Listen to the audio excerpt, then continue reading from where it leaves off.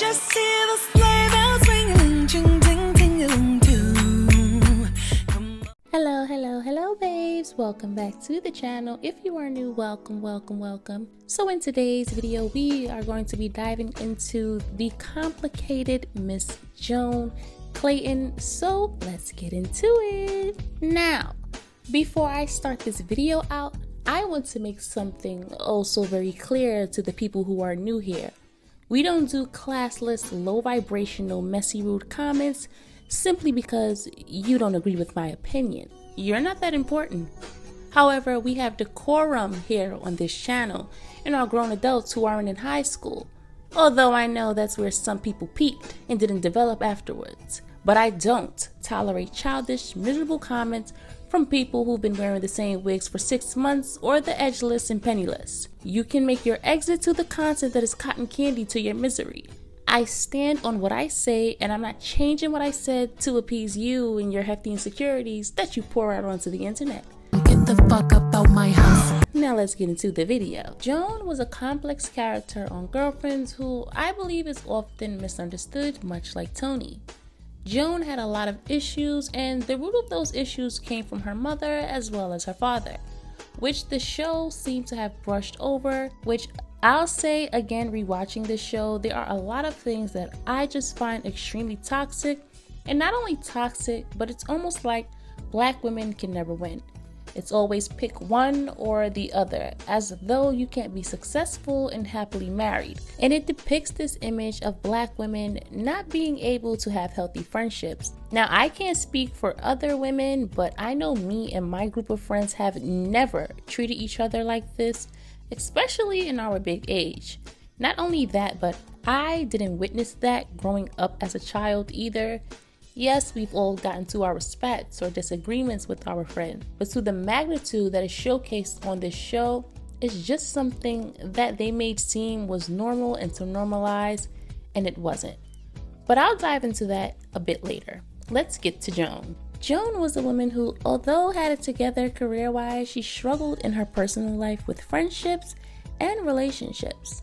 She was a compulsive people pleaser who put the needs and wants of others above her, which stemmed from her mother, who she could never seem to please, and going above and beyond to receive some affirmation and assurance. Growing up constantly trying to please your parents and get their approval will result in you becoming a people pleaser who lacks boundaries due to the fear of upsetting others because you want the approval of those around you and in your life. Whether it's at work with your boss and co-workers, your peers at school, or family and friends. Joan was a giver, and when she couldn't give, she would feel incomplete. Her love language was gift giving, and I will say it's one of mine as well.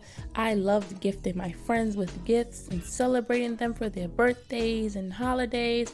But for Joan, she loved to gift people. But it was also an ego boost for her because I think it was the only time she felt people cared about her and would love on her, which is why her and Tony have the friendship that they have. They both have mommy issues that cause them to have this sort of trauma bond. Joan becomes the mother she wished she had to Tony, always nurturing her, helping her out with her problems, giving her advice, and constantly being the mother she wanted, while also trying to heal the broken little girl within Tony and simultaneously believing she was healing the little girl within herself because it was the relationship she longed to have with her mother. Joan also had issues when it came to men due to her daddy issues as well. Now, the show doesn't really dive into her relationship with her father, but in season 2, they kind of hint at it when she sees her father at the nude beach. Her father had come into town and didn't even so much as give her a phone call, which shows they don't have much of a relationship, which again is why Joan constantly pours and gives way more in her relationships. In almost every one of Joan's relationships on this show, she is constantly chasing after the men in her life, and more often than not, more into them than they are into her. And if it is a man who is good for her, she chases them away because she is so used to disappointment that when things are going too good, she has to do something to change the course because she secretly doesn't believe she's worth it. In her relationships Joan has with the men in her life, they almost always seem to have baggage, or they make her seem like the bad guy for wanting more. Again, back to her father, she wants that bond with him, but he can't even let her know when he's in town to meet up with his own daughter, and she's seen as number 2 in his life, which is why she picks the men that she does. As well as it going back to her childhood and her parents being divorced at the young age of 9 and her mother going on to be married not 1, not 2, but 3 times. She didn't have a healthy relationship to look to. There were always men in and out, so for a young girl to witness that, when she gets older, she'll carry that into her adulthood, unless she gets therapy for that and really dig deep into why she cultivates her relationships the way that she does. Or when it gets serious, she gets anxious and either pushes them away or gets too clingy and can't communicate. And I also believe she suffered from separation anxiety that shows in her relationships as well as her friendships.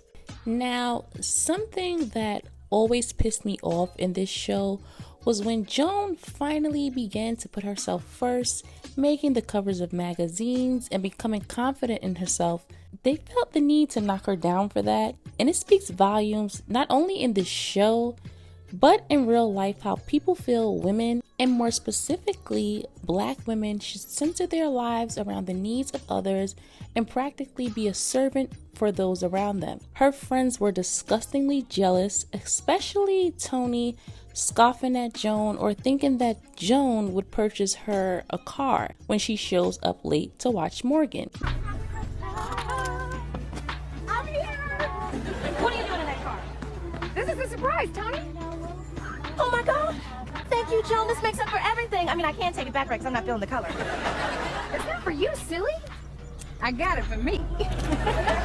You went car shopping for yourself? You knew I needed you. Okay, not sounding happy for me. I was depending on you, Joan. Around, it's you. Come on, in all the years that I've known you, how many times have you kept me waiting? What, you need more time to count? You selfish bitch. Okay, now you're really flipping things. Because that is totally you. Now, first off, what reason does Joan need to buy you anything, let alone a car with her hard-earned money? What did you do for Joan to go out and purchase you a Porsche? Now, you guys know I love Tony, but the way she thought Joan was obligated to her because of her broken marriage and wanting Joan to basically play husband and babysitter was beyond selfish. See you later, girl. I thought you were going to help me with Morgan. I have been. Tony, I've been here for 3 hours. Clearly counting every minute. That is so not fair, Tony. No, what's not fair is you coming over here acting like you're sorry, then you turn around and do the exact same thing. Yeah, well, at least I said I was sorry. I haven't heard anything from you. And what am I supposed to be sorry about? About blowing things out of proportion, Tony, and making me feel guilty for having a life. Oh, so I don't have a life because I'm stuck with Morgan. That is so not what I meant. Joan didn't owe any of these women anything with the ways in which they treated her. They used her in more ways than one, trashing her home because they thought she didn't buy them good enough gifts for Christmas. Torturing us every holiday. And giving us these cheap-ass gifts while she's sending her ass down to some swanky beach resort. Yeah. That's the last of her Christmas bras? I didn't even know they made holiday underwear for people over the age of 4. And Lynn, of all people, having the nerve to think that she had any right to trash anything when she stayed in her home for 8 years without paying a bill or even buying so much as a roll of toilet paper. Girl, please, good night. You, of all people, deserved nothing, nada, zilch, zero from Joan. They were horrible to her, but as soon as Joan has finally got some confidence and feeling herself, she is a villain? This is an issue that's an issue in the real world too, and it's women with confidence. People hate women with confidence so much that it consumes them. If a woman doesn't need the validation of a man and others around her, then the deeply insecure say things like, she thinks she's all that, she's a bitch, etc. People thrive off of the insecurity of women. It's how they're able to sell their products, courses, and make millions off of women and keep women, quote unquote, in their place. Men get an ego boost if a beautiful woman plays humble and doesn't say she's beautiful and fawns over him telling her she is worthy and lets him give her a rating as if she is a video game or movie he's viewing. Confident women are somehow seen as a threat to both men and women because you're a woman, and how dare you think of yourself as anything less than an object or trophy for society to use and prop up. So when Joan had finally become the it girl, it infuriated those around her. And again, this show always finds a way to humble black women. It's seen in so many movies and TV shows. Finding a movie or TV show that doesn't prop up struggle love or toxic relationships is few and far in between when it comes to relationships within our community and overall entertainment for us. Now, I may be in the minority here, but I found nothing wrong with Joan doing something for herself for once. She owed it to herself. And what always baffled me was the envy that was so clear on Tony's part for when Joan was succeeding. Because we all know, had the shoe been on the other foot, Tony would have gladly boasted and bragged about all of her accomplishments, but it wasn't acceptable for Joan to do so. And I have to say this, if you finally want to be selfish in your life because you have always been the one to take care of others, you have the right to do so. If you don't have responsibilities, children, and are single or even married with no children, and you want to be selfish and things to finally be about you, you can do so and don't need the permission of others around you. If they want to be mad, they can stay mad. You don't live your life for others, you live it for you and to fulfill you. And what I will always say and what I always tell people is, when you get sick or when your mental health is affected, it doesn't affect anyone else but you. Like if you and your husband or boyfriend want to go on vacation every other month and don't have children or don't want any, don't let people who have those responsibilities make you feel guilty because they can't do what you do, or that you have to play nanny or babysitter to their children. You didn't go half on a baby with them. It isn't your responsibility. And I'm speaking from a standpoint of always being the one who would help friends out. Now, I wasn't like Joan because I'm not having that and my mental health comes first. But I was always helping some friends that are no longer friends, and them having this weird sense of entitlement, and then me having to gather them and cut them off because some friends view their friendships as transactional. And that's how Joan's friends viewed her. So when she was no longer at their every beck and call, it made them upset. I don't know about anyone else, but I would never make disgusting comments, be jealous or envious about my friends leveling up and finally becoming secure within themselves. Friends like that are usually upset because you were there to make them look good or feel better about themselves. So when you outshine them, it makes them bitter. And here's where I have an issue with Tony. Tony and Joan were no longer friends. They had ended their friendship, yet Tony thinks that because of her custody battle with Todd, Joan should show up for her. Now, when I'm done with you as a friend, I am done for good, which means you cannot use me for your gain. You cannot try to guilt me into showing up for you or helping you out with anything. That ship has left. So for Tony to think that Joan was obligated to show up to her was baffling to me. I don't want the help of an ex-friend at all because I feel that that's bad energy. The friendship didn't end because they drifted apart. It ended because Tony felt like she was no longer the most important person in Joan's life. Joan didn't purposely miss her custody hearing and even rushed there after everything that had taken place at that party. Whose fault was it that any of this took place? Tony. Joan didn't get married and have a baby. Tony did. Joan didn't cause issues within her marriage. Tony did. Joan actually encouraged Tony to work on her marriage and would always tell her that she had to talk to her husband and not run away at any minor inconvenience. And because Tony was so miserable, she wanted Joan to be a part of her misery as well. Now, something that irritated me with Joan was how she wanted to be married so badly that she couldn't fully support Tony getting married and let her jealousy take over and was acting like a complete loon. She couldn't be happy for Tony because she felt like she was stagnant and Tony was getting married before her and she was longing for marriage. Now, do I think Joan was being malicious or outright devious? No. But I do think she should have sorted those feelings out and put them away for her friend to enjoy her wedding and deal with that afterward, because it was outright selfish of her to make Tony's moment about her. Joan acted a complete fool at that party that she threw for Tony. It was just absurd. She got into an argument with Ellis. It was like she just couldn't be happy for Tony. The way she was acting, there was no excuse for that. And I don't know what kind of friend is so hung up on being married that it wasn't like she hated Tony, but her jealousy kind of led her to hating her a little bit for that time. And anytime it came to a wedding, Joan felt like she had to plan it or be a part of it in every way, because I think she secretly believed that would be the only time she would be a part of a wedding and not get the wedding she wanted and deserved. So she lived vicariously through her friends, like when she helped Maya plan her wedding. Now, Maya was being a little ungrateful, but Joan was forcing her views onto Maya because of the kind of wedding she would want, and it was completely wrong. I did like when she helped William with he and Yvonne's wedding, though, and I just liked William and Joan's friendship. I feel William was more of a friend to Joan than the other girls, although William had his toxic ways and he needs a video on his own, but... Yeah, I did like when she was a part of his wedding and being his best man, the best woman. I really liked their friendship. I think Joan's main issue was wanting to be liked by everyone, constantly seeking validation, love, and to be accepted by people, which resulted in her putting herself last and putting the needs of others above hers. Like when Maya had her surgery and she expects Joan to be there for her the entire time. First off, Maya, you had a whole husband. Why are you constantly always wanting to be the center of everyone's life? Her husband didn't show up not one time, but yet you're mad at Joan.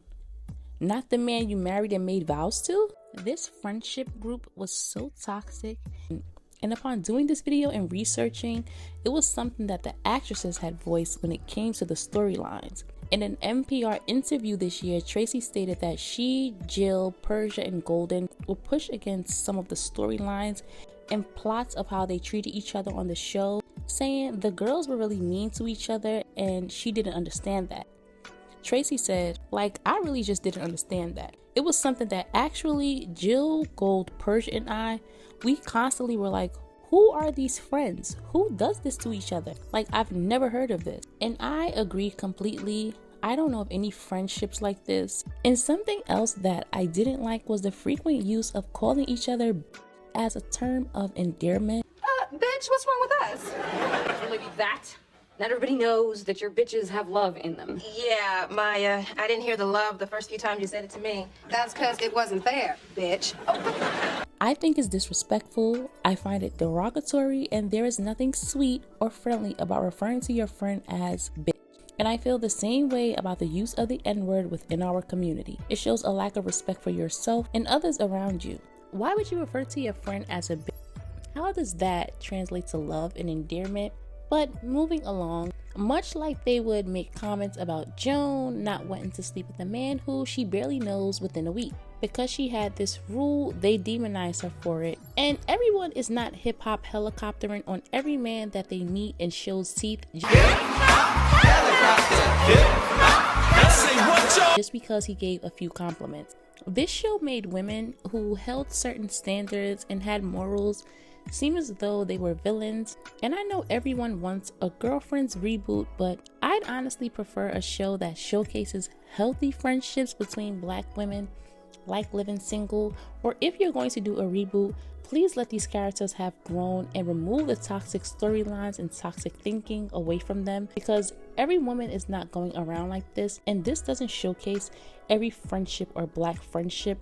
And I would prefer to see something healthy for women to watch, rather than the same old toxic friendships that they always show. Now, no friendship is perfect. However, the glorification of toxic relationships and friendships within our community is something we have seen enough of and too much of. So I prefer something fresh and new, because while people may utter things like, it's just a TV show, it's not just a TV show. We absorb what we watch.